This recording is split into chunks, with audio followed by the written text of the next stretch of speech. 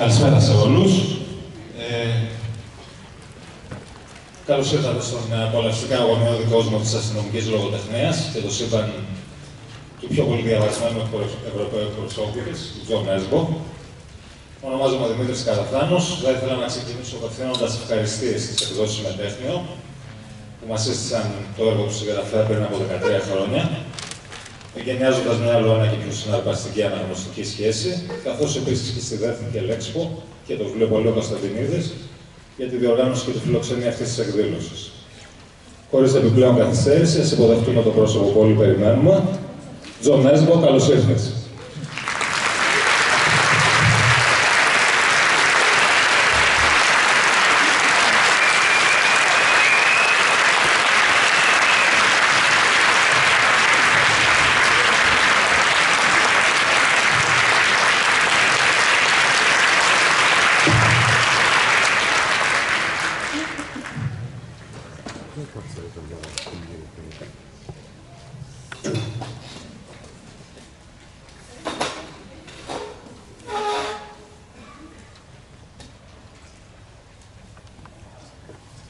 Just a short introduction from me, and then we can get to discuss stuff. Μια μικρή εισαγωγή από εμένα και θα ξεκινήσουμε τη συνομιλία με τον συγγραφέα. Ήταν 1996 όταν ένας Νορβηγός χρηματιστής που περνούσε τις νύχτες περιοδεύοντας με το ροκ συγκρότημά του, αποφάσισε να ταξιδέψει προκειμένου να αναχαιτήσει το επαπειλούμενο εργασιακό burnout, επιλέγοντας ως προορισμό του την Αυστραλία. Χωρίς ιδιαίτερο λόγο, πέρα από το ότι δεν είχε την παραμικρή σχέση με το Όσλο. Αν βαριόμουν, σκέφτηκε, το πολύ πολύ θα καταπιανόμουν με εκείνο το μυθιστόρημα που είχα υποσχεθεί στον εαυτό μου να γράψω. Όντας στην Αυστραλία και στο μικρό δωμάτιο ενός ξενοδοχείου, τελικά έγραψα. Μερικές φορές 18 ώρες σερί, κάποιες άλλες μόλις 12. Όπως ανακαλεί ο ίδιος, είχα ήδη εθιστεί από την πρώτη κιόλας δόση γραψίματος. Αποτέλεσμα της έκθεσης αυτής ήταν η Νυχτερίδα, το πρώτο αστυνομικό θρίλερ του Jo Nesbo με πρωταγωνιστή το διαβόητο πλέον επιθεωρητή Helexpo και αφετηρία μιας διάσημης λογοτεχνικής σάγκα που καταμετρά 13 μυθιστορήματα έως τώρα. Σήμερα ο Jo Nesbo είναι ένας από τους πλέον επιτυχημένους συγγραφείς αστυνομικούς στον πλανήτη, με τίτλους όπως «Οι Κατσαρίδες», «Ο Κινολέμης», «Νέμεσης», «Το Αστέρι του Διαβόλου», «Ο Λυτρωτής Σιχονάνθρωπος», «Η Λεοπάρδαλη», «Φαντομάς», «Αστυνομία», «Η Δίψα», «Μαχαίρι» και «Ματωμένη Σελήνη» να φιγουράρουν άπαντες στην κορυφή της λίστας των best seller. Πέρα από τη σειρά του Helexpo, ο Jo Nesbo έχει επίσης γράψει τα αυτοτελείεργα «Κυνηγή Κεφαλών», το οποίο μεταφέρθηκε στον κινηματογράφο, «Ο Γιος», «Αίμα στο χιόνι», «Περισσότερο αίμα», μια δική του εκδοχή του σεξπιρικού Macbeth υπό τη μορφή ψυχολογικού θρίλερ, καθώς και το Βασίλειο, το σύμπαν το οποίο θα επισκεφτούμε ξανά πολύ σύντομα, μέσα από το νέο βιβλίο Βασιλιάς, που κυκλοφορεί από τις εκδόσεις Μεταίχμιο στις 26 Νοεμβρίου, στη μετάφραση της Κρυστάλλης Πιλινιαδάκη. Το 2021 κυκλοφόρησαν οι συλλογές «Όργονα της Ζήλιας» και «Το νησί των Αρουραίων», με ιστορίες που εκτιλήσονται στο παρόν αλλά και σε ένα δυστοπικό μέλλον. Το 2024 ο Jo Nesbo πραγματοποιεί με μεγάλη επιτυχία μια στροφή προς τη λογοτεχνία τρόμου και το ύφος του Stephen King, με τον Νυχτόσκοπο, το οποίο θα μεταφερθεί στη μεγάλη οθόνη επίσης. Είναι και το τελευταίο έργο του συγγραφέα που έχουμε στα χέρια μας μέχρι το επερχόμενο Βασιλιά. Μιλώντας για την ολοένα και πιο γόνιμη σχέση του Νορβηγού συγγραφέα με την οθόνη, αξίζει να υπογραμμίσουμε ότι ο Χιονάνθρωπος γυρίστηκε σε ταινία από τον Τόμας Άλφρενσον, με τον Μάικλ Φασμπέντερ στον πρωταγωνιστικό ρόλο, στο ρόλο του Helexpo. Ενώ το φετινό Killer Hit με πρωταγωνιστή τον Joseph Gordon-Levitt είναι διαθέσιμο στο Amazon Prime και βασίζεται στον Άρχοντα της Ζήλιας από την ομότιτλη συλλογή ιστοριών του Jo Nesbo. Πολύ πρόσφατα δεν ανακοινώθηκε η κινηματογραφική διασκευή του «Αίμα στο χιόνι» με πρωταγωνιστή τον Aaron Taylor Johnson. Ενώ ταυτόχρονα η τηλεοπτική σειρά «Ο Helexpo» του Jo Nesbo ετοιμάζεται και θα προβληθεί από το Netflix μέσα στο 2026.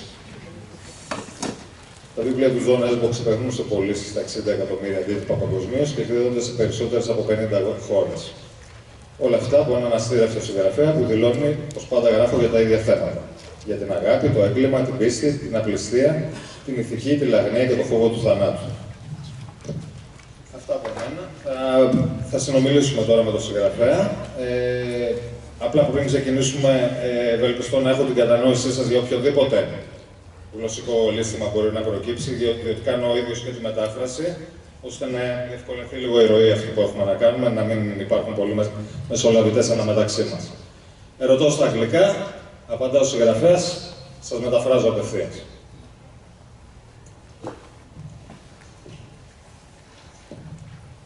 So, welcome again to Thessaloniki. It's wonderful to have you here. I have no idea what you told them, but I hope it all was true. It was mostly good things and nothing about your football team affiliations. Oh, I see. Okay, thank you. All right, with a new novel expected in Greece on November 26, let's start this discussion with a few of your latest books, and particularly the latest, The Night House. As a reader, I have to say it was a very fun journey to take, but also particularly gruesome. It's difficult to talk about it without giving away too much of the plot, so let's just start from the opening scene, where an adolescent is eaten alive by a flesh-eating telephone. Can you tell the audience a little bit about The Night House and how it came about? Well, I think it started with that one scene.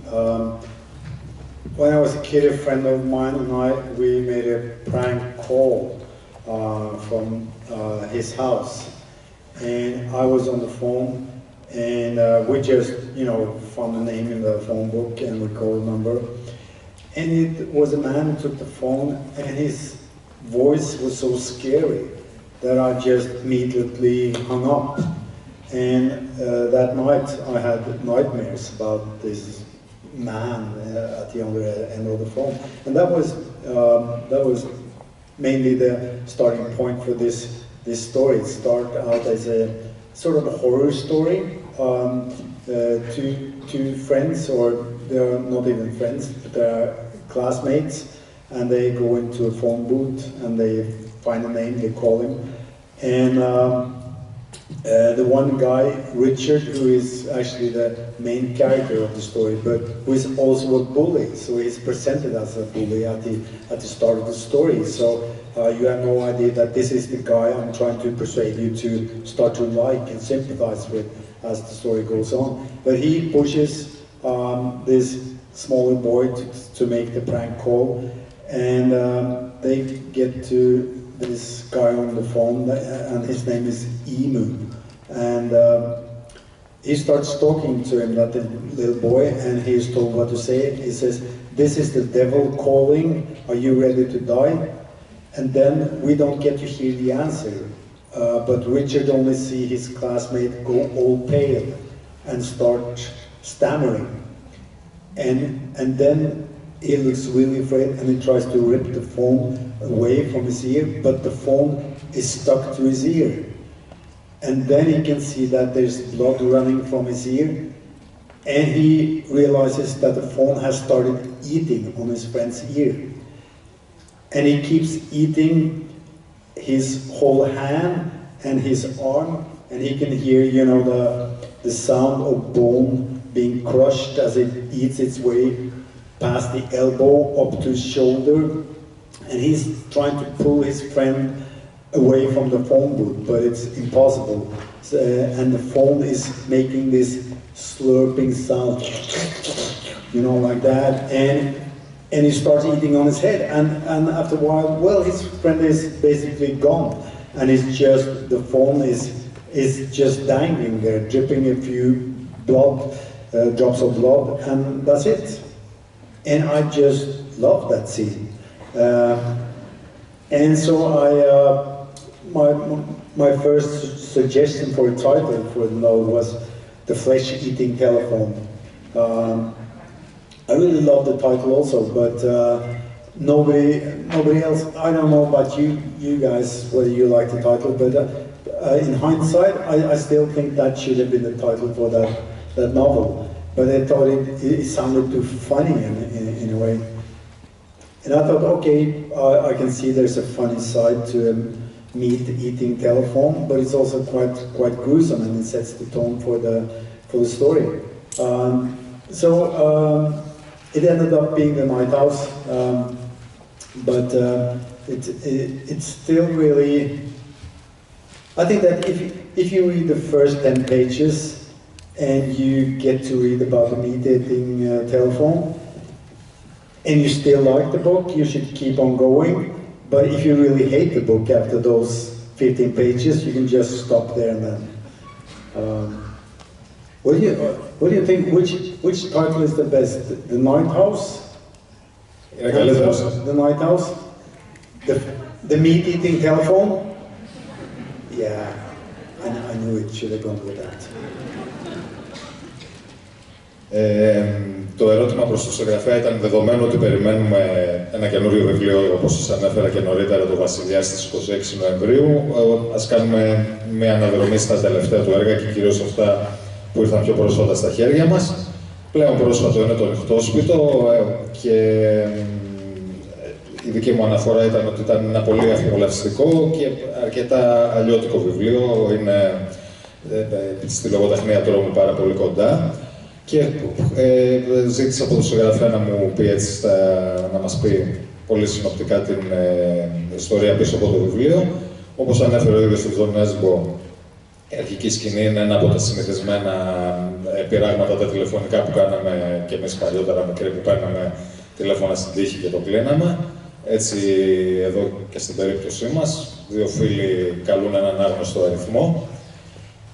Ξαφνικά όμως ο αριθμός, μια απάντηση έρχεται από την άλλη άκρη της γραμμής, μια πολύ περίεργη απάντηση. Κάποιος λέει «Είμαι ο διάβολος» και ξαφνικά αρχίζει να καταβροχθίζει πολύ αργά και με πολύ έντονους ήχους το αυτί του προσώπου που καλεί, του νεαρού που καλεί το τηλέφωνο, όπως που τον ρουφάει τελείως. Αυτό είναι το Νυχτόσπιτο συνοπτικά, εκεί είναι κινείται το περιεχόμενό του. Όπως λέει ο ίδιος ο Jo Nesbo, αν σας αρέσει η ιστορία ενός σαρκοφάγου τηλεφώνου και περάσετε τις 10 πρώτες σελίδες, 15 και σας αρέσει, συνεχίστε να διαβάζετε. Next question. Again on the Night House. Steeped in the tradition of horror fiction and the works of Stephen King, and with notes to dystopian novels such as William Golding's Lord of the Flies, which is mentioned in the book, and Kafka's Metamorphosis, and set in a tone that brings to mind TV series such as Stranger Things. The Night House is also a departure from your tried and tested crime genre. Would you care to share a few of your thoughts regarding this particular change of style? Well, I think I'm driven by ideas. I'm not even sure I have a style. I mean, I've been writing children's books. I've been writing short stories. I've been doing journalistic work, and I've written, lyrics for my band. And those are quite different genres. And so for me, having a go at a horror novel was not something that felt strange to me. It was just another way of telling a story. And like I said, the story with the telephone, that's enough for me. That's enough for. I think there's a story here. Who are these two boys? Why are they there? What is their relationship? And is this just fantasy? Or is it, so-called supernatural things going on in real life? So what's behind it? So it's probably a mix between some of the, there are some of the books in the Harry Hole series that definitely has horror elements, like The Snowman, for example. So it's probably a mix between that, but also my children's books. It is a book with so-called subverted genre expectations, meaning that it starts out in one genre, so I try to make you think that, okay, so this story will relate to these kinds of rules for the genre.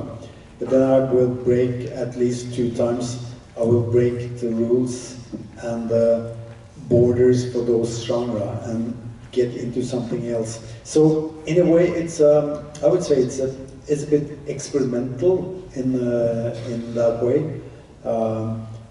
So in the end, it's a book that is not about this kid, but also about Richard as an adult person looking back.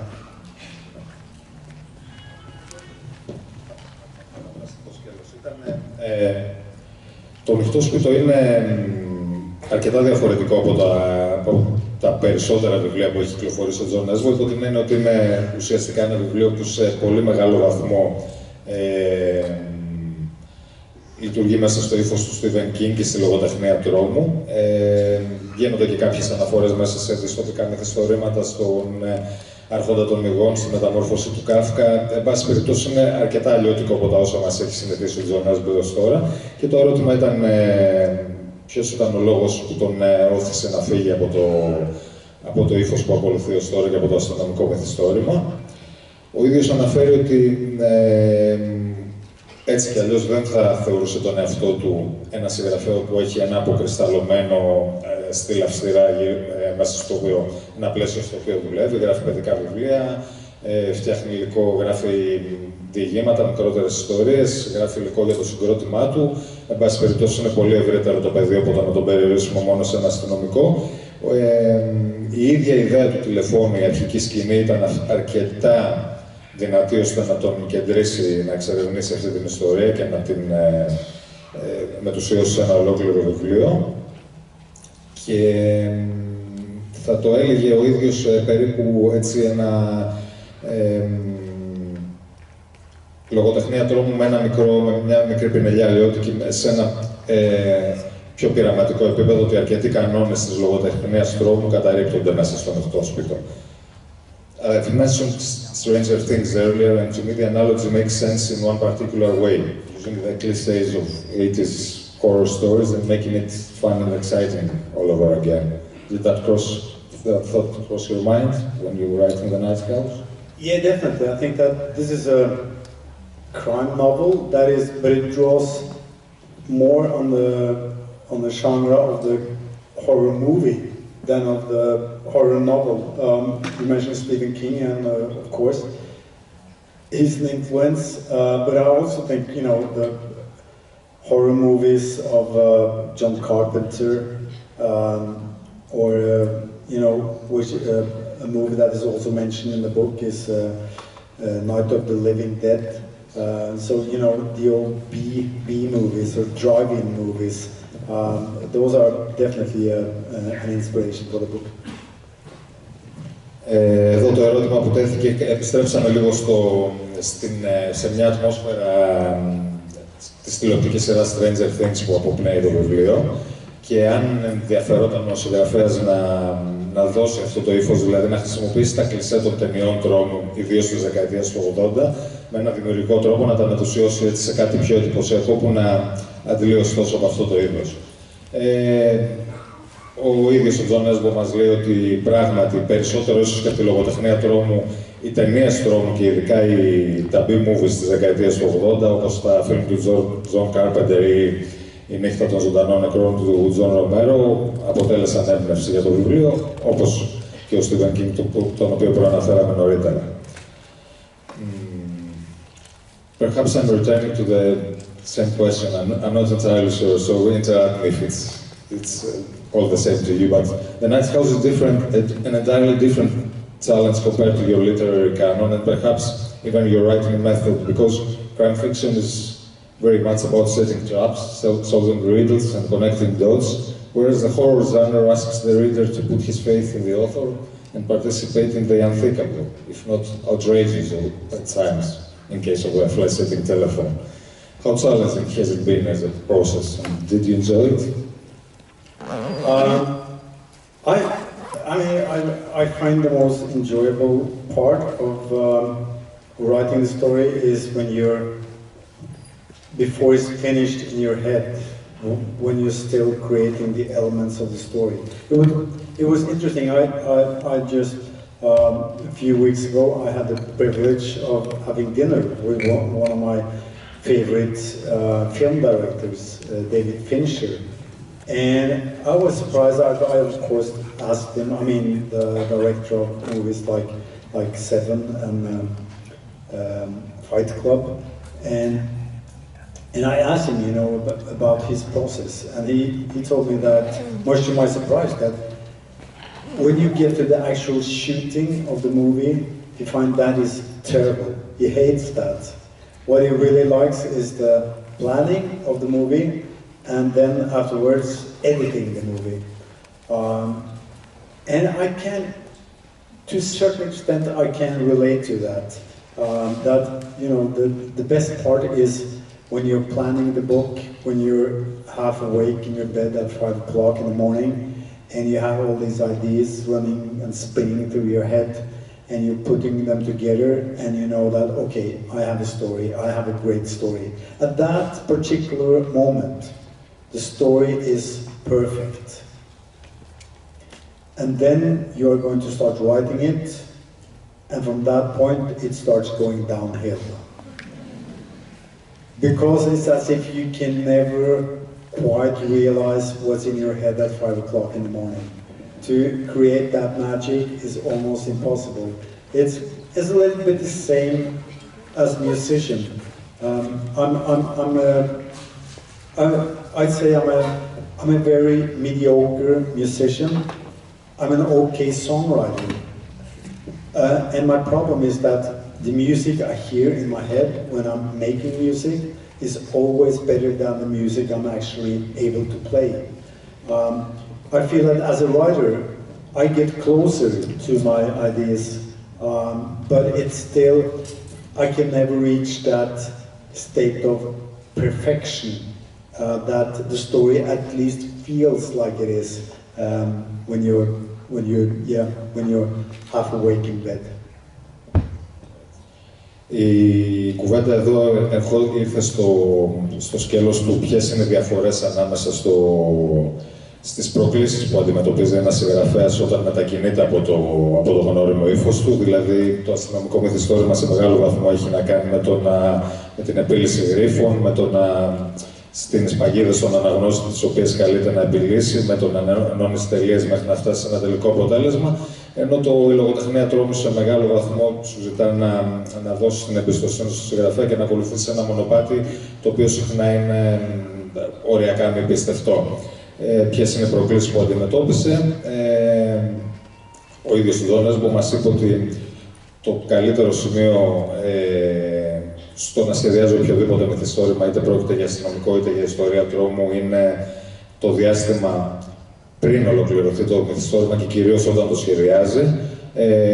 Ανέφερε ως παράδειγμα μια συνάντηση που είχε με έναν από τους αγαπημένους του σκηνοθέτες, τον David Fincher, τον σκηνοθέτη του Seven και του Fight Club, όπου και ο ίδιος ο Fincher ανέφερε στον Jo Nesbo ότι τα καλύτερα σημεία για αυτόν της δημιουργικής διαδικασίας είναι ο προγραμματισμός, ο σχεδιασμός και το τελικό editing και καθόλου η ίδια διαδικασία του γραψίματος. Ομοίως, ακριβώς αυτό ισχύει για τον Jo Nesbo. Οι αγαπημένες του στιγμές όταν σχεδιάζει ένα μυθιστόρημα είναι όταν μένει ξάγρυπνος στις 5 το πρωί και σκέφτεται το βιβλίο. Η εκτέλεση ίδια είναι κοπιώδης και σε μεγάλο βαθμό εξουθενωτική. Ανέφερε ακόμα και την σταδιοδρομία του ως μουσικός. Δηλώνει ότι είναι αρκετά μέτριος ως μουσικός, αλλά πολύ επαρκής ως συνθέτης. Είναι πράγματα που όλα έχουν να κάνουν με τον τρόπο του, το πόσο καλύτερα λειτουργεί, το πόσο καλά λειτουργεί ένα μυθιστόρημα στο στάδιο του σχεδιασμού του και μετά ότι ακολουθούν πάρα πολλά δύσκολα σημεία μέχρι να φτάσει στο τέλος του. Taking a few steps back before moving forward, meaning the connection between The Kingdom and The Blood Ties, the new book which is due out on November 26. And it's the new installment in the Brothers Roy Ogard saga. In many ways, The Kingdom is a book about family and especially about the human condition. Questions of morality are often addressed, as well as the dilemma of obeying the rules and laws of society when loyalty towards your family is at stake. Would you like to share your thoughts on the inspiration behind that novel, The Kingdom? Yeah, well, the starting point there is that I have a brother myself, 1 year younger than me, that sadly passed away 10 years ago. He and I, we were really close. I mean, we played soccer together when we grew up, always played on the same team, and later we played in the same band together up until he passed away. So we were really close, and it's the relationship between Roy and Carl is nothing similar to the relationship I had to my brother, but it was for me I wanted to write about brothers, you know, the sort of love and hate relationship, the Kain and Abel kind of story that, as a motive, is always there for brothers in a way. I mean, John Steinbeck wrote about it in East of Eden, and it's such, you know, emotionally charged material for everybody who has brothers, and even for people that you don't need to have a brother even to tap into that emotional charge life you have with a brother. So it's the tagline, I think, for the first installment of the story, The Kingdom, was 2 brothers, 1 woman, 8 dead people. And this is step number 2. It's those 2 brothers who are sort of fighting to be king of this small town in the mountains of Norway, with a population of 1280, I think. And they are... I've always been drawn to stories where you have this sort of closed society, where there are borders, and anything that happens in this universe is within those borders. It's a little like, if you remember the movie Sin City, it was like a video game where you had a grid that outside Sin City there was nothing. It was just a grid. So it was only that city. And this city called Ås is that kind of place. So I was inspired by that. Mainly, I mean, I've grown up in cities like Oslo and Molde, but my grandparents lived in small towns, and so I went visiting there for summer holidays and so on. So I drew also on that experience, that feeling of a combination of you know, the solidarity that you have in small places like that. You know, in order to survive, people have to look out for each other. But it's also the claustrophobic feeling of everybody knowing everything about everyone, and that makes you want to just escape a place like that. So that was the, you know, while many of my Harry Holt stories maybe are based on plots, the idea of a perfect crime, for example, here it started with the characters and the town.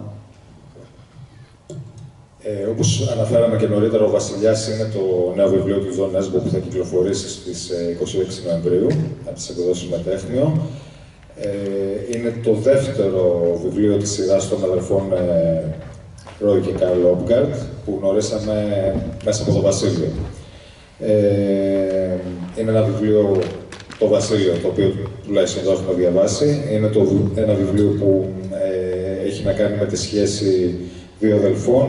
Είναι ένα βιβλίο που έχει να κάνει σε μεγάλο βαθμό με την ανθρώπινη κατάσταση. Είναι από τα βιβλία του Jo Nesbo που έχουν να κάνουν αρκετά, καταγένονται με ζητήματα ηθικής, με τα διλήμματα που τίθενται στον καθένα μας όταν ανάμεσα στο πώς υπακούει στους κανόνες της κοινωνίας όταν η πίστη απέναντι στην οικογένεια διακυβεύεται, και του ζητήσαμε να μοιραστεί ορισμένες σκέψεις σχετικά με τα βιβλία αυτά. Ο Jo Nesbo μας λέει ότι σε έναν βαθμό εμπνέεται το βιβλίο και η σειρά των αδελφών Όπγκαρτ από την ίδια την ιστορία του δικού του αδελφού, τον οποίο έχασε προ 10 ετών. Προφανώς ήταν αρκετά συνδεδεμένοι, έπαιζαν ποδόσφαιρο μαζί, έπαιζαν στο ίδιο συγκρότημα μέχρι το χαμό του. Αυτό στάθηκε αφορμή να εξερευνήσει μια ιστορία γύρω από τους οικογενειακούς δεσμούς, οι όποιες μεταφορικά καταστάσεις Κάιν και Άβελ προκύπτουν ανάμεσα σε αδέλφια και στις σχέσεις που έχουμε με τα μέλη της οικογένειάς μας και με θέματα με τα οποία υπογραμμίζει ο Jo Nesbo έχει ασχοληθεί και ο Steinbeck στο ανατολικά της ΕΔΕΜ. Όπως μας ανέφερε το tagline του σε μια γραμμή η περιγραφή του βιβλίου ήταν 2 αδέλφια, μία γυναίκα, 8 νεκροί. Και η ιστορία αυτή πλησιάζει τώρα στο επόμενο μέρος, στο Βασιλιά, όπου από ό,τι αντιλαμβάνομαι είναι τα 2 αδέλφια σε αυτό το μικρό νορβηγικό χωριό, στα ορεινά, των 1280 περίπου κατοίκων, θα ανταγωνίζονται για το ποιος θα έχει την πρωταγωνιστική θέση σε αυτό το τοπίο. Sexual abuse within the family and in the confined space of a small village is a theme that runs throughout the kingdom. Same is also among the book's keywords. How difficult has it been to address these issues? I think that as a writer, it's your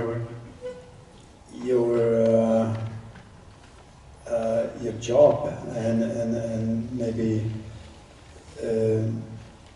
in your duty to put the spotlight on things in your private lives, like you mentioned the human condition, you know, and the human conditions in families. So have a look behind the facade and what is really going on, because I mean it's interesting, the family ties. I know that here in Greece, when I came here first, I was curious about, you know, how the structures are in Greece, in what way they are different to Norway. And the first thing that was mentioned was the strong family ties, how the loyalty to the family is stronger than the loyalty towards, you know, government in Greece. And I had to point out that from the outside, it may look like societies like the Norwegian that has a very strong central government, and there's a strong sense of trust. There's of course there is corruption in Norwegian societies also. There is nepotism, but there is a feeling that, you know, the state will take care of you. There is trust, and that has reduced the reliance on family ties, and that was, you know, sometimes used as the explanations for why people would start getting divorced and leave their kids, because it was this feeling that the society would take care of you in the end, and so you didn't need a family any longer. I think that is just partly true. I think that it's still loyalty towards your family is stronger than loyalty towards society. And in one passage in the book, Roy is talking to his father, and his father says that at the end of the day, your neighbors will not look after you, society will definitely not look after you, your friends will leave you if they need to. The only thing you can rely on is family. Family is everything. And it is partly inspired by my own father, although my own father was not all like Roy and Carl's father, but he had a close relationship to a neighbor at the farm that he had inherited from his parents. It was not a big farm, and my father was not a farmer, he was a businessman. But the rules in Norway says that you can keep the farm as long as it's cultivated.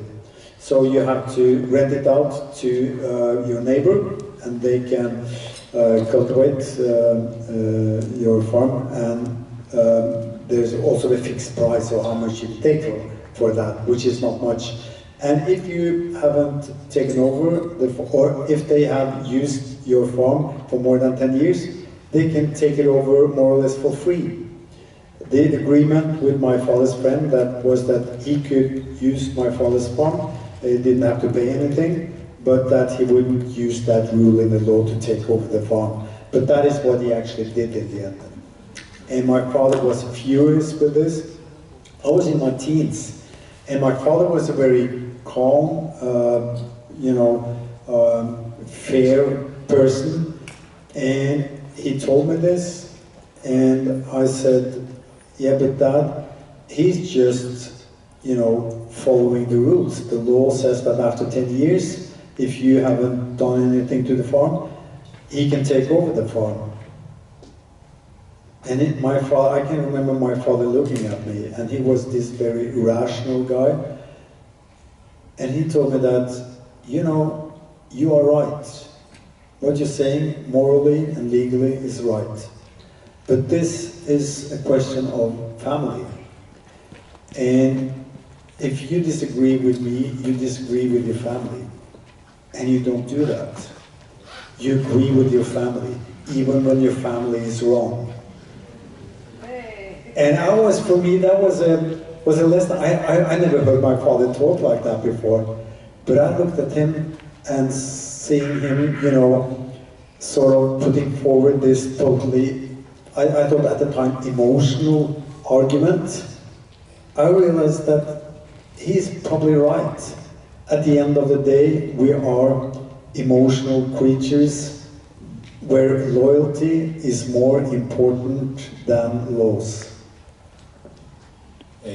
Το Βασίλειο είναι ένα βιβλίο που έχει, μαζί με το σκέλος της οικογένειας, θίγει κάποια δύσκολα ζητήματα, όπως την σεξουαλική κακοποίηση, στους κόλπους της οικογένειας, στην κοινότητα ενός χωριού. Ρωτήσαμε τον συγγραφέα πόσο δύσκολο ήταν να θέσει αυτά τα ζητήματα και να γράψει γύρω από αυτά. Μας είπε ότι είναι καθήκον του συγγραφέα να καταπιάνεται και με τα δύσκολα ζητήματα. Επιστρέφει ο Τζο Νέσμπο όμως στο θέμα της οικογένειας, ότι είναι ο κεντρικός πυρήνας του βιβλίου αυτού, του Βασιλείου. Και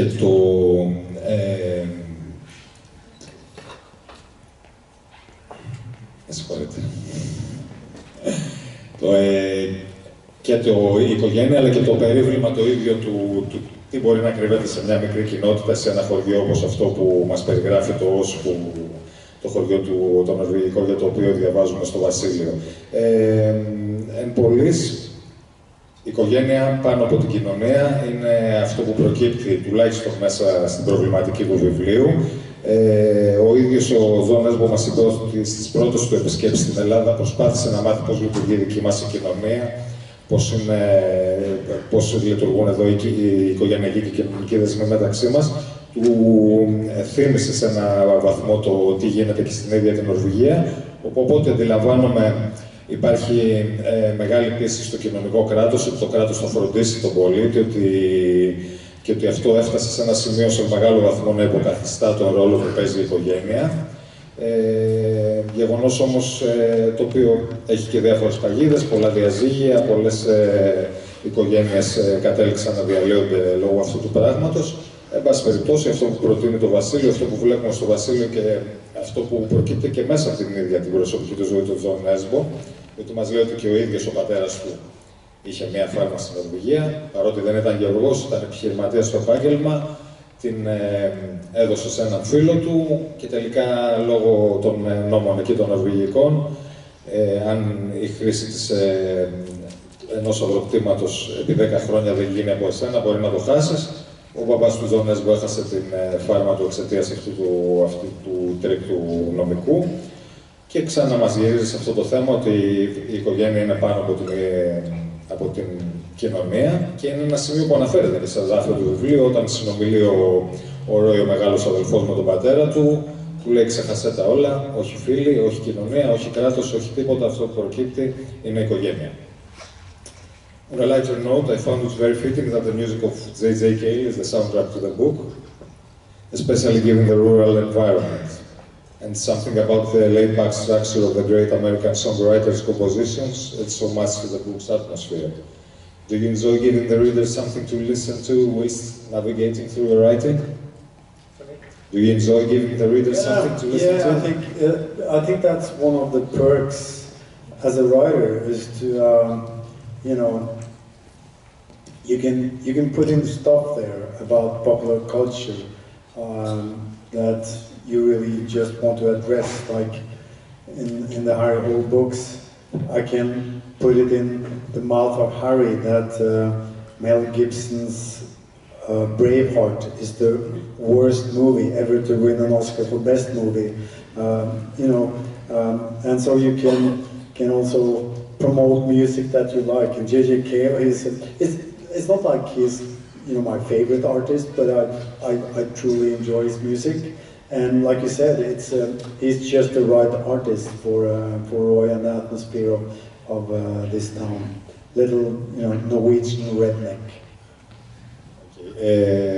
Το Βασίλειο έχει soundtrack, έχει πάρα πολλά τραγούδια του J.J. Cale, του Αμερικανού κιθαρίστα και τραγουδοποιού. Ρωτήσαμε τον Jo Nesbo αν απολαμβάνει, αν αρέσκεται να βάζει soundtrack στα βιβλία του και να προσφέρει κάτι στους αναγνώστες ως ηχητικό υπόκριση των βιβλίων του. Συμφωνεί, όπως και στην περίπτωση του Χάρι Χόλε, στα περισσότερα βιβλία γίνονται πολλές αναφορές μέσα. Και κινηματογραφικές. Μας ανέφερε ότι το Braveheart ήταν η χειρότερη ταινία του Mel Gibson που θα μπορούσε να κερδίσει ποτέ Όσκαρ. Έτσι πραγματικά του αρέσει να έχουν soundtrack τα βιβλία.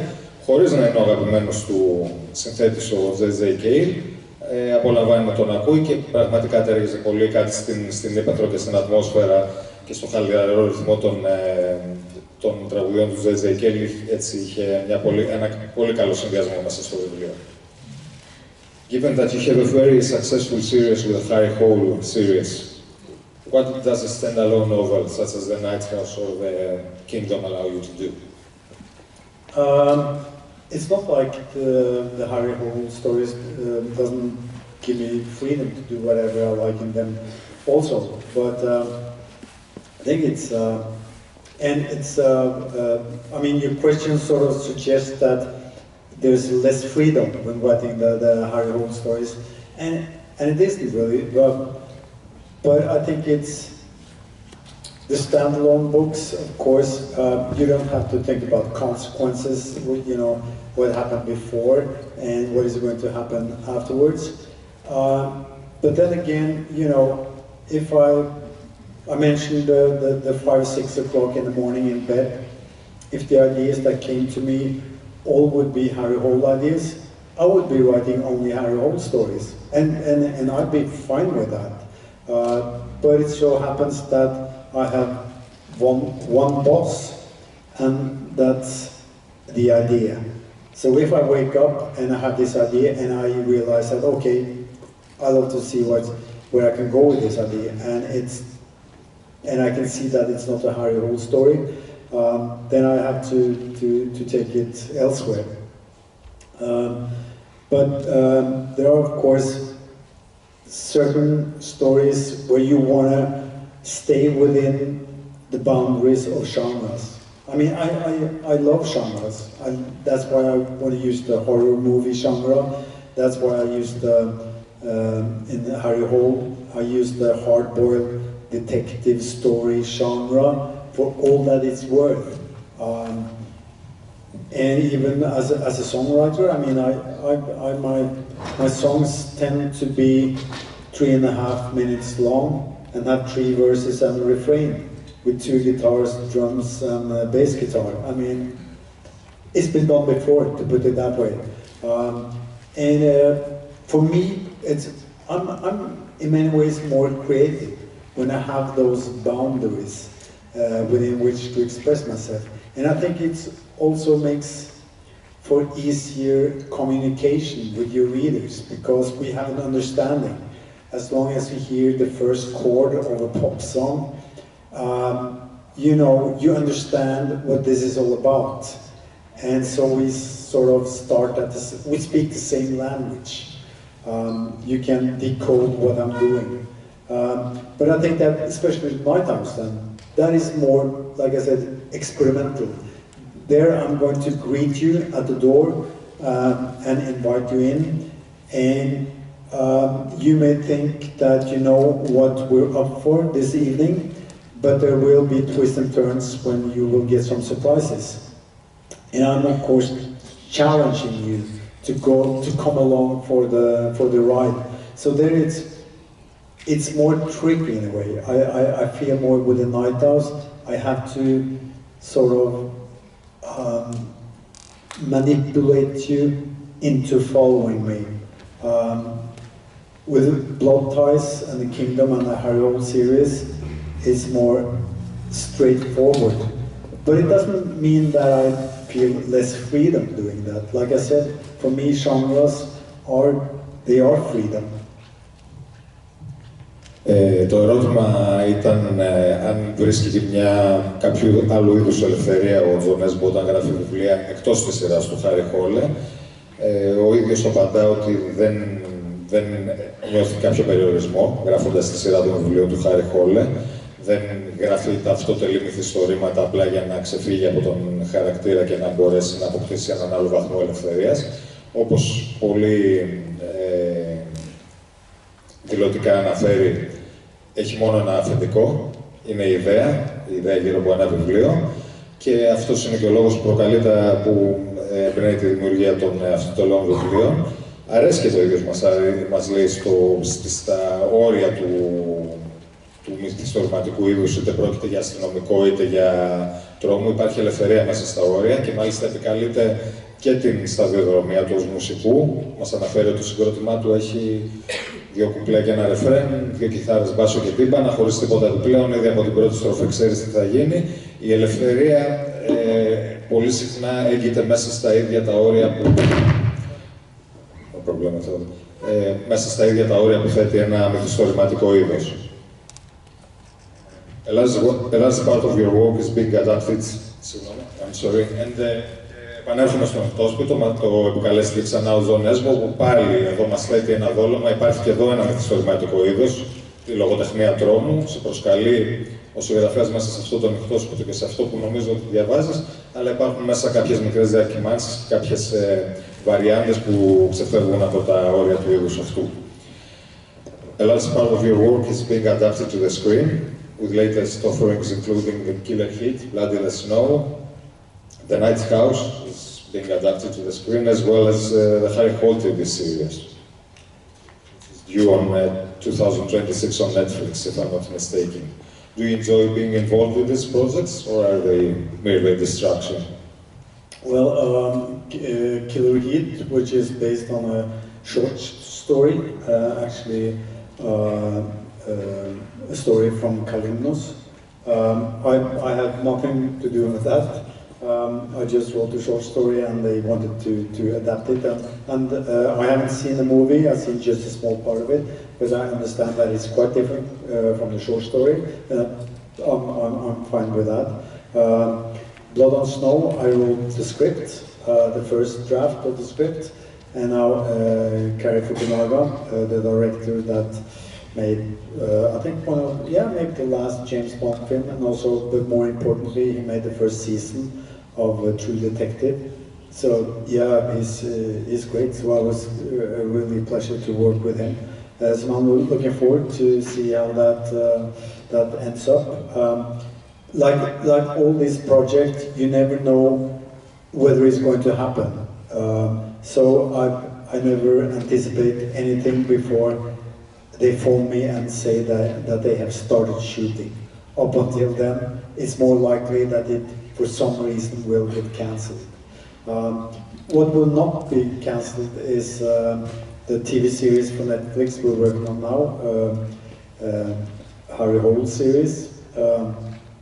We started filming this summer, and in this project I'm very involved. I've written the scripts and also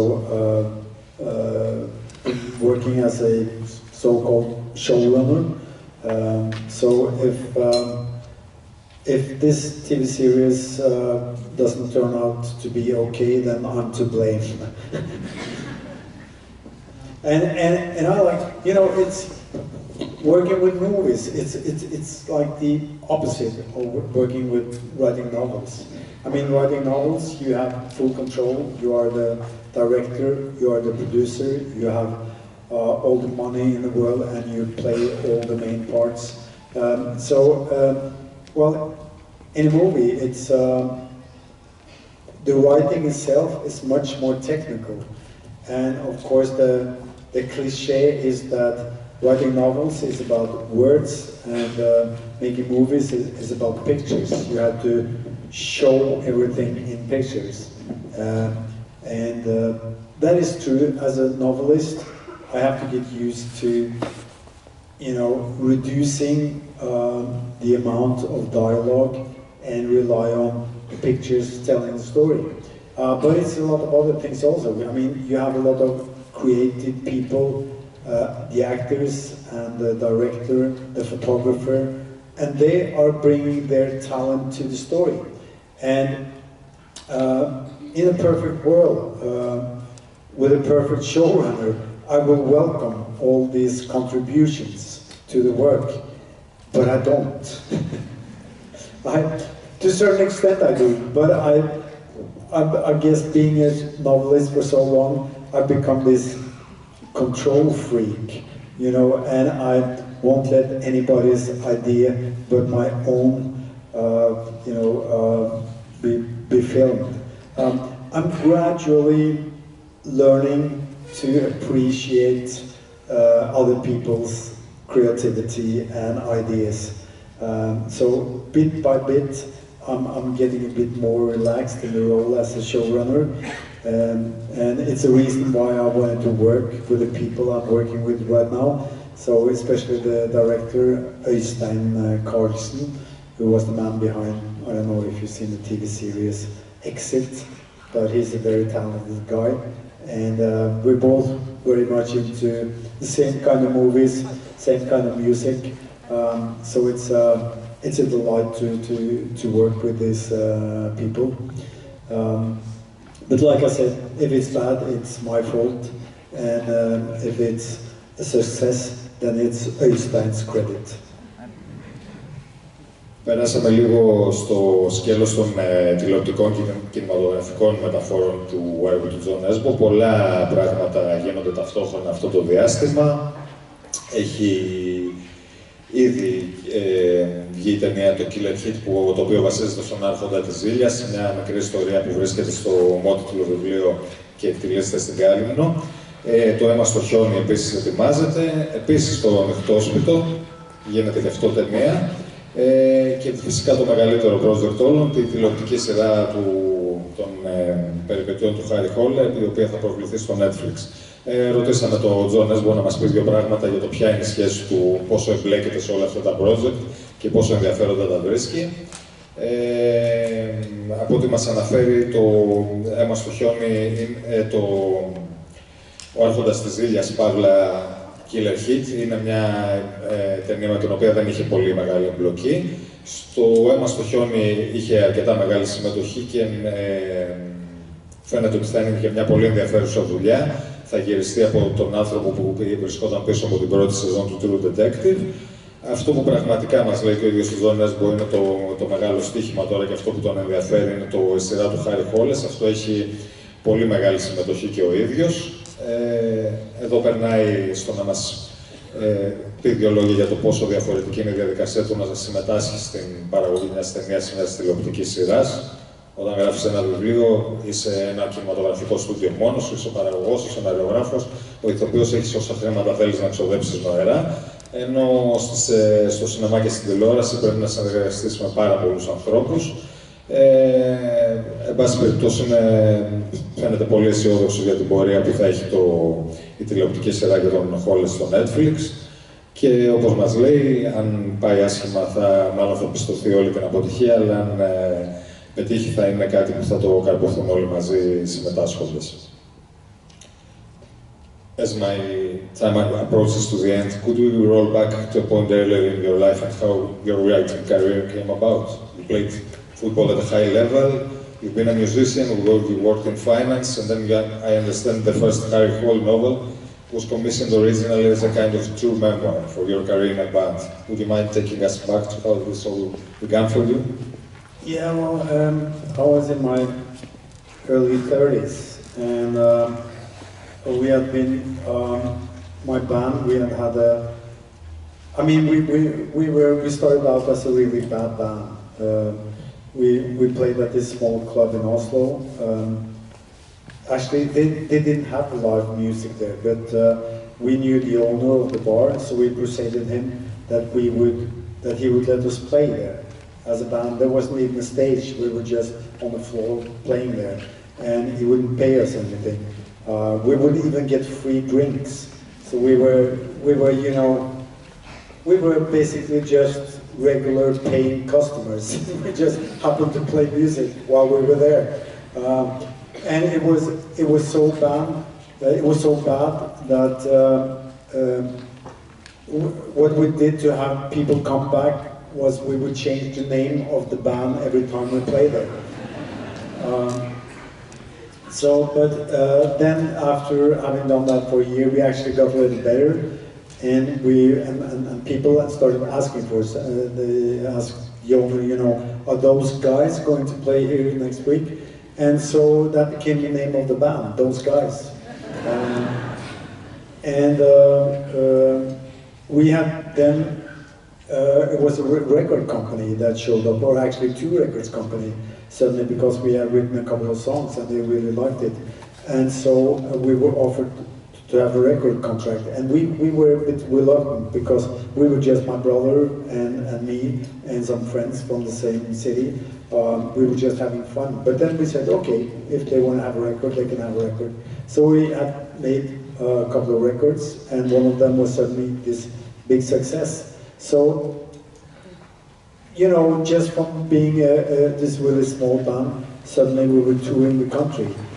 And I wasn't so sure about this thing, and I was working as a stockbroker at the time. So, and I was the only one in the band. I mean, I was the singer and the songwriter, but I was also the only one in the band who didn't quit my day job. So I would travel back and forth, playing with the band, back to the job in the morning, playing with the band. And after a year of that, I was totally exhausted. And so I told my boss at the brokerage firm that I needed a break.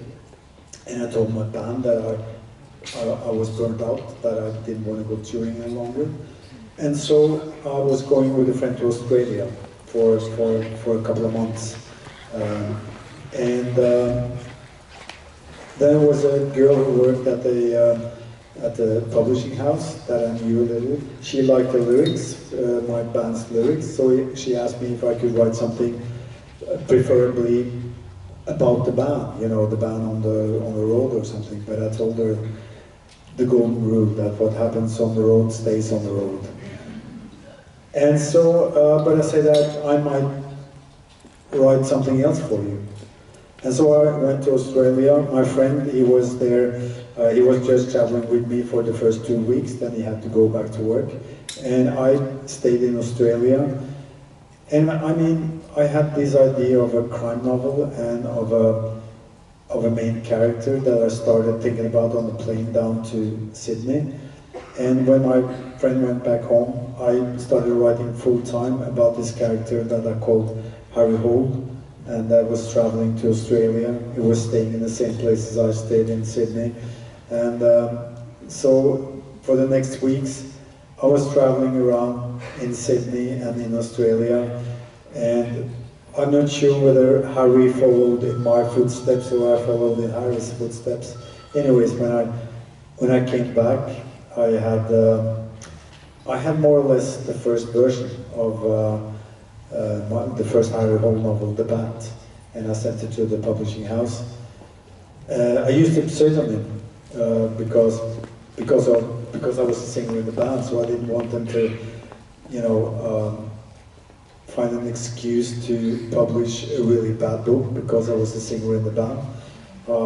But it turned out I wouldn't have needed to worry because they gave me a phone and they said, you know, we are some people here at the publishing house, we're curious about this book, we want to publish it, do you want to come over?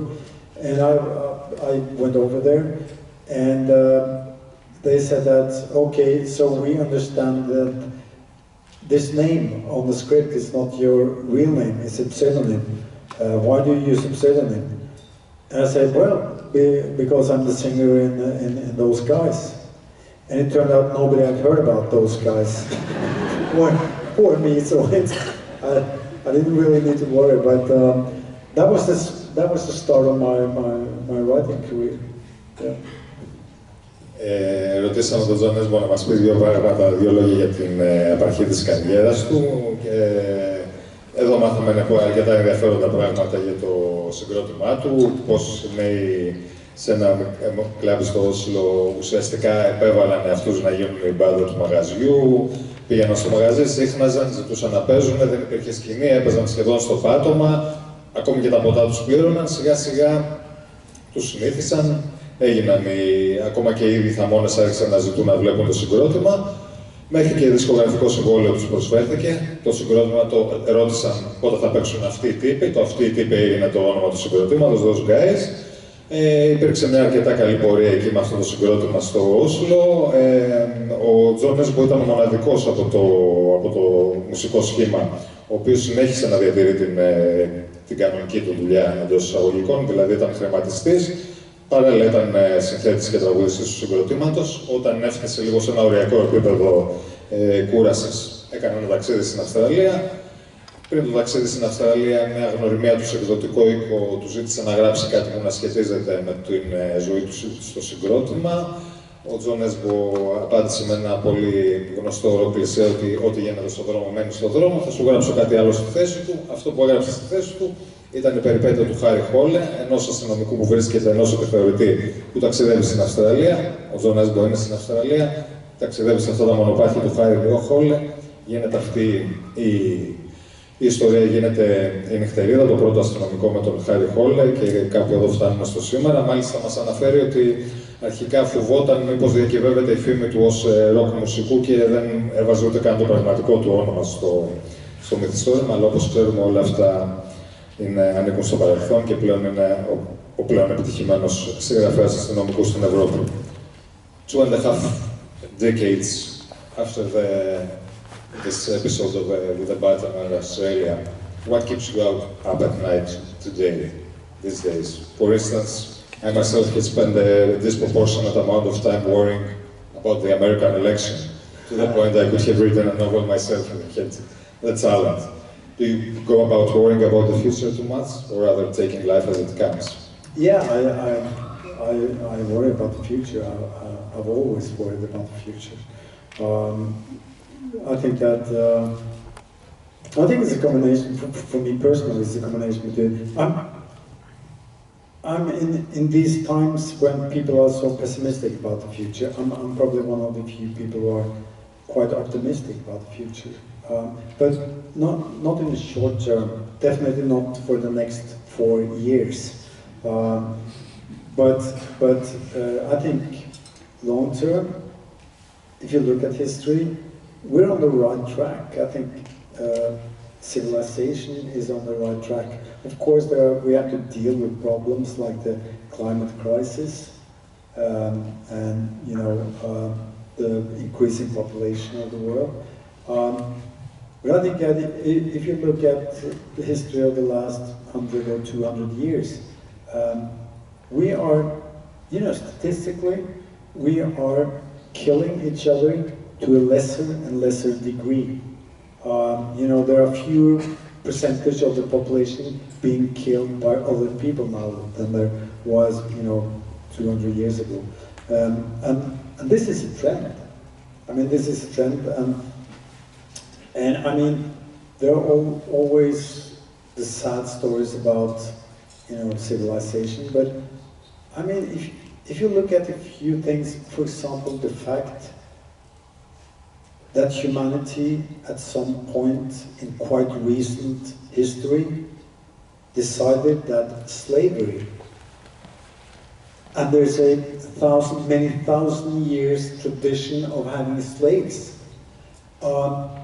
At one point, we just decided that let's not do that anymore. I mean, worldwide. I mean, there was like no economic motive not to have slavery, but we decided that let's drop that, and we did that. And that's, when you think about that, that's quite amazing. And I think that is, generally speaking, and in the long term, that is the direction in which our civilization is moving. So my optimism tells me that right now the American election and the wars that we are seeing in the Middle East and in Europe, those are definitely serious setbacks, but I'm not willing to let that stop my optimism for civilization in general. Το τελευταίο δικό μου ερώτημα ήταν το τι κρατά ξάγρυπνο τον Jo Nesbo τις νύχτες, τι ανησυχεί, τι τον ανησυχεί αναφορικά με το μέλλον. Απαντά ότι είναι αισιόδοξος, ότι βραχυπρόθεσμα ναι, μεν τα πράγματα ίσως να μην μοιάζουν καλά, είτε σε ό,τι αφορά τους πολέμους που γίνονται γύρω μας, είτε διάφορα πράγματα που συμβαίνουν στην πολιτική σφαίρα. Ωστόσο και τα προβλήματα που υπάρχουν με το κλίμα, τον υπερπληθυσμό κτλ. Αλλά αν αναλογιστούμε την ιστορία των τελευταίων 200 ετών, έχουν γίνει σημαντικά άλματα. Η κοινωνία προχωράει προς τα πάνω, παρότι σε βραχυπρόθεσμο επίπεδο δεν μας φαίνεται έτσι. Should we take a few audience questions right now? Yeah, let's να σας πω κάτι προηγουμένως. Θα κρατήσει, σας έκλεψα και εγώ 5 λεπτά, οπότε 25 με 30 λεπτά θα είναι ερωτήσεις του κοινού. Το πιο σημαντικό που θέλω να αναφέρω για το τέλος, από την πόρτα εκείνη, όσο θέλετε μπορείτε να προμηθευτείτε βιβλία του Jo Nesbo. Θα γίνει υπογραφή βιβλίων στο τέλος, για πόσα λεπτά? 15 λεπτά. Ωραία, υπογραφή βιβλίων θα γίνει στο τέλος κανονικά. Ωραία, όσο χρειαστεί. Απλά, σας παρακαλούμε, δεν θα γίνουν ονομαστικά υπογραφές βιβλίων. Δηλαδή θα περάσετε από ένα αντίτυπο που μπορεί να υπογράψει ο καθένας, αλλά όχι ονομαστικά. Και επίσης δεν είναι εφικτό και λόγω όγκου του πόσο πολλοί είμαστε μαζί να βγει ο καθένας selfie με τον συγγραφέα. Ωστόσο, ο ίδιος ο Jo Nesbo μας είπε ότι αν θέλετε μπορεί, όσοι έχουν την υπομονή, μπορεί στο τέλος να καθίσουν για μία ομαδική φωτογραφία όλοι μαζί του. Δηλαδή, όπως είμαστε όλοι εδώ πέρα, μπορούμε να βγούμε μια φωτογραφία στο τέλος. Σας ευχαριστώ. A big group photo at the end? Yes. Please stay for that.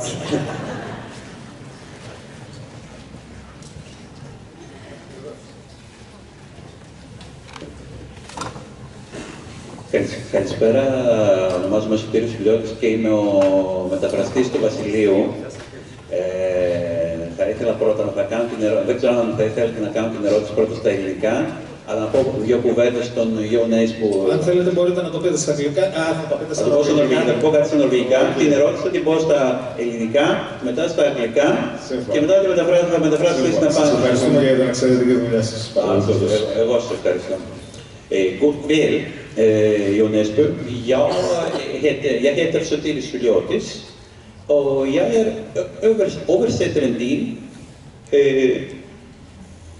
till kongeriket. Jag har bara översatt den här av böckerna dina. Men vilken bok? Vilken bok? Tusen tack. Jag nöt hvert eneste ord. Jag har också översatt andra norska författare som Jon Fosse, som fick Nobelpriset, Karl Ove Knausgård, Knut Ødegård, som är från Molde. Men mitt verkliga språk är ett annat.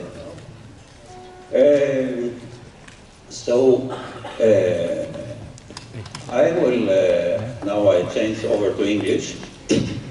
And then first, I will ask you a question, or two questions, one smaller, one bigger.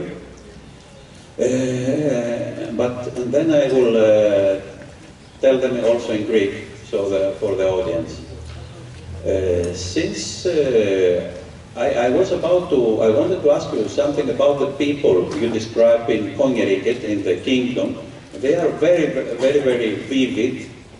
But I got my answer back from you during the interview that you get inspired by your brother, by the people in the village you were going to holidays and so on.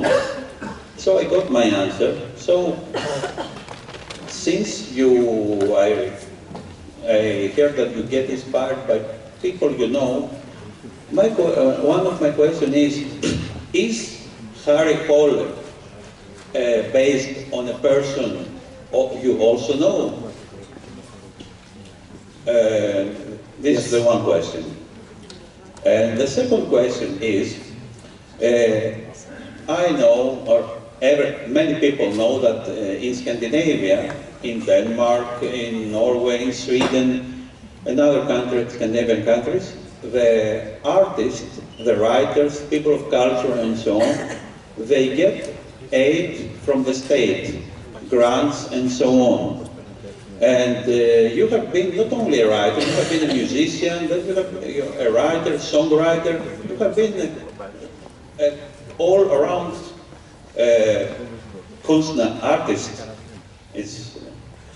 So, of course... I think we have to get to the questions in order to have some more questions here. Yes, I have finished now, but so what I'm going to ask you here, now of course you are a very well-known worldwide artist and you don't need grants and so on, but my question would be, in your first steps as a musician or as a writer or both of them, did you have also some help from the state or something like that? Okay, the answers will be shorter than the questions. The answer to your last question is no. The answer to your first question is yes. Yes. Harry Hole is inspired by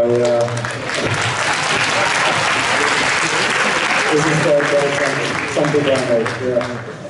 Great. Thank you very much. Thank you.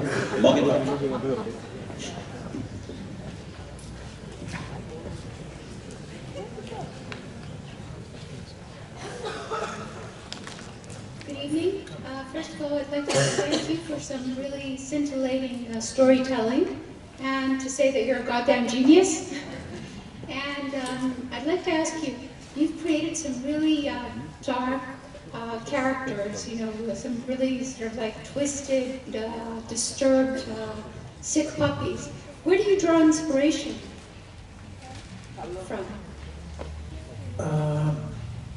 I think that's everything, I guess. You know, I just have a boring answer for that, and that is, you know, everything that I experience in my private life.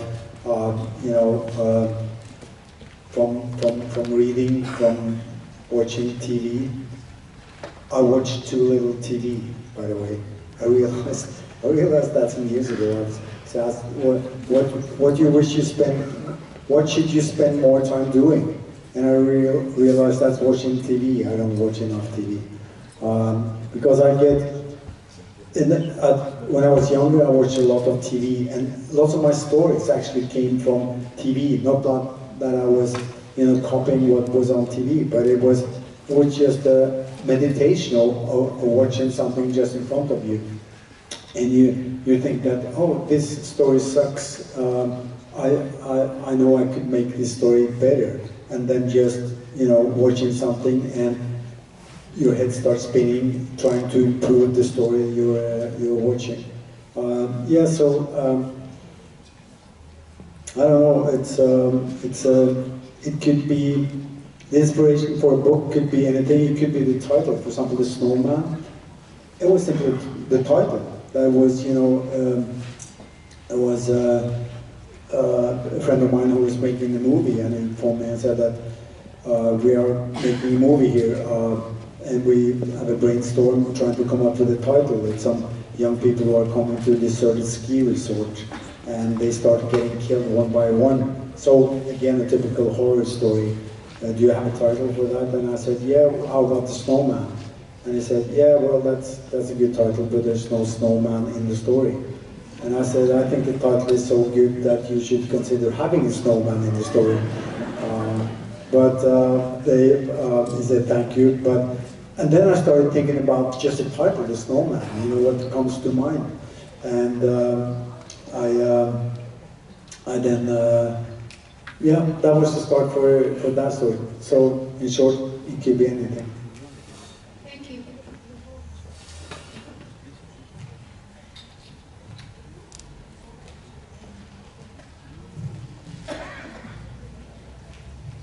Hello, Mr. Nesbo. I would like to ask you two questions. The first one is, you have created Mr. Harry Hole, which is a self-catastrophic character, due to his alcohol addiction and drug addiction. you are continuously destroying him in your novels. Are we going to see him to be happier in the future, or he will continue this down spiral as we continue to read it? The first question. And the second one is, do you really like Jim Beam, or you just put it because you didn't have another printer? Second question first.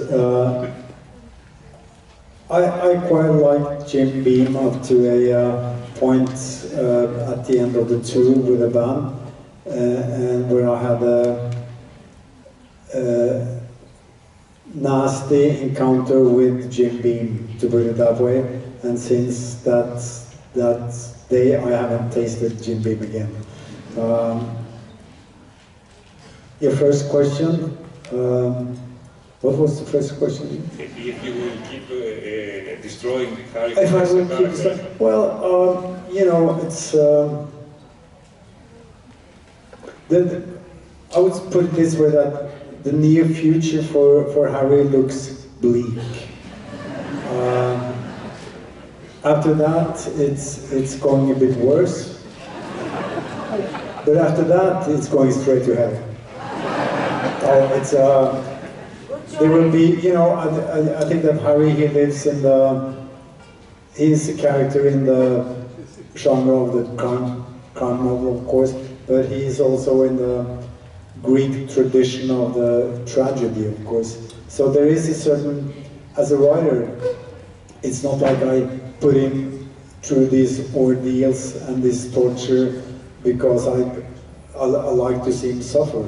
But there is a certain gravity to that kind of character and these kind of stories, that as a storyteller you can't stand in the way of the gravity, the logic of the story. Thank you.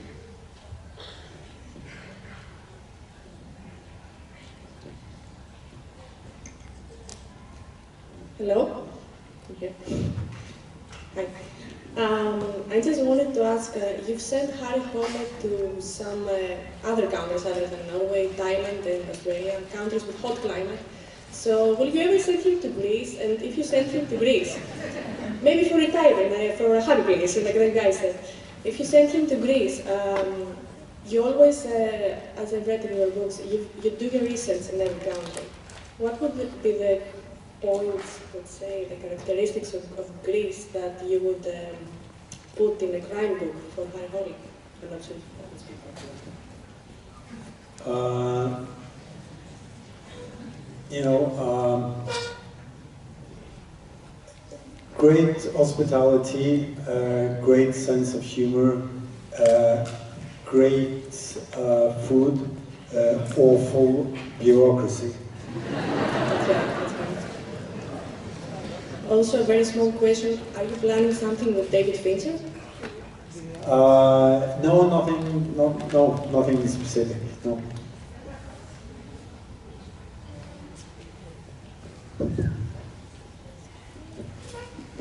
Hello, Helexpo.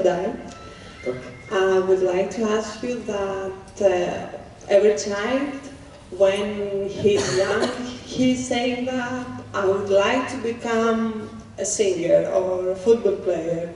We know that you had at least 4 different occupations until now. But when you were a child, what did you want to become when you would grow up? Thank you. I wanted to be a football player, and I wanted to play with for Tottenham. And you just asked me. He's an Arsenal supporter, and they are like Pauk and Aris.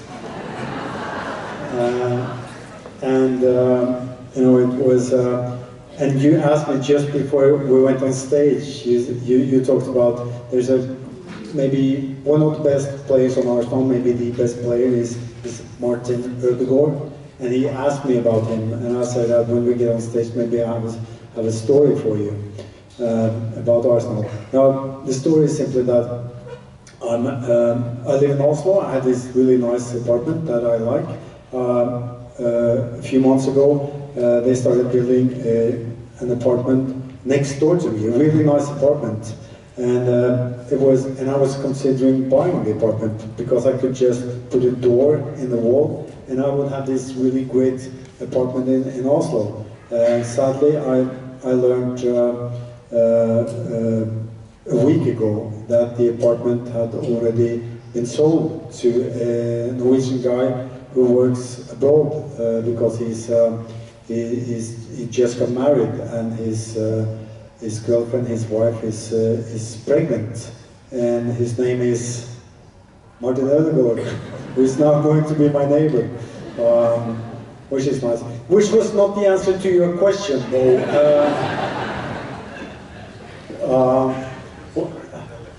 Good story nonetheless, hopefully, for some of you. The question was?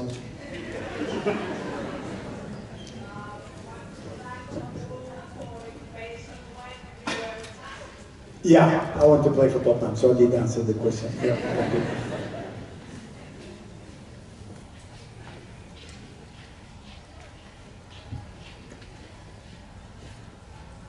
Hello, we are from an artists association, and here in Greece you have a significant following among people with visual impairment. They practically hear your books in audio format, and they are traveling through your mind.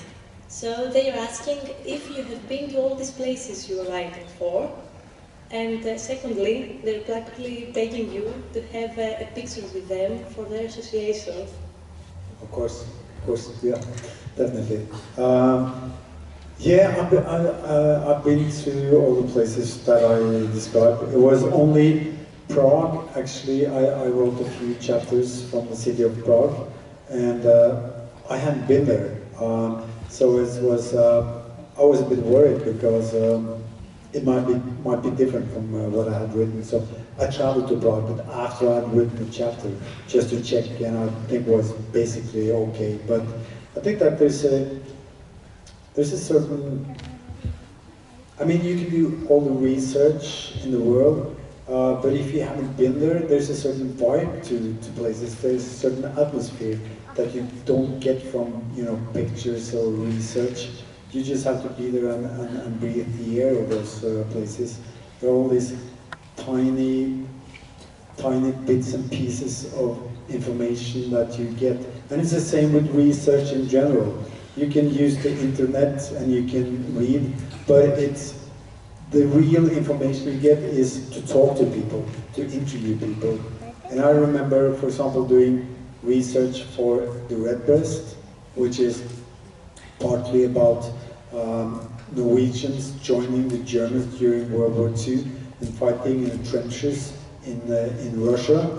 And it was, I interviewed a man who had been there, and he told me just this tiny detail that it was always on in the trenches. It was outside Leningrad. It was always windy. It was blowing. And when he was looking up above the trench, the wind would make this really annoying sound in your ear because of the German helmet that went like that. And it was almost irresistible to take off the helmet because the noise was so annoying. And it was just that piece of information that is something you never will read about. It's something you had never seen in a movie or anything like that. And I knew that when you get information like that and you put it into your book, it gives this feeling of authenticity. But you have to be there. You have to talk to people and visit the places.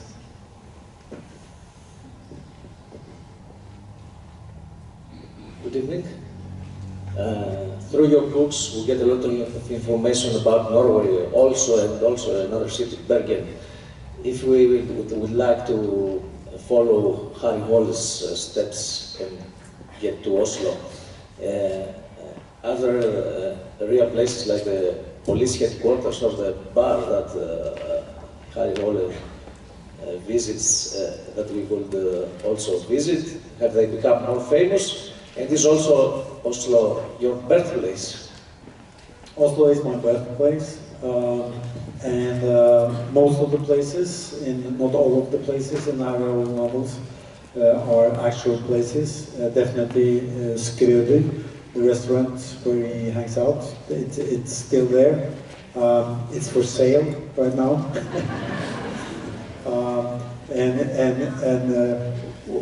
Me and a friend of mine, actually the director who is making the Harry Hole series right now, we are filming there. So we were considering buying Skøder, but the asking price was too high for some reason. And but it's yeah, there's a tour. I don't know if there's a Harry Hole tour that you can go on in Oslo. You've been on it? You had the Harry Hole tour. Okay, I haven't had it. Is it? Should I take it? Okay, I will.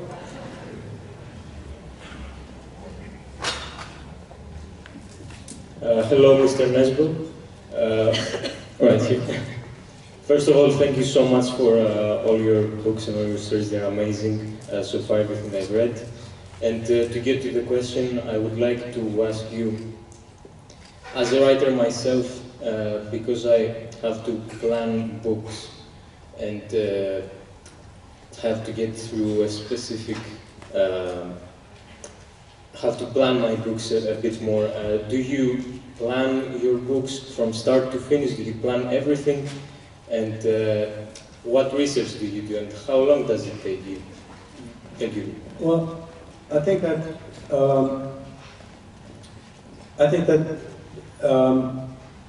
there are different methods. I mean, writers, they obviously they will get good results from any method. But so it's not like I'm going to say that my way of doing things is the right way of doing things. But the way I like to work is to really work hard with synopsis, so that I really know my story.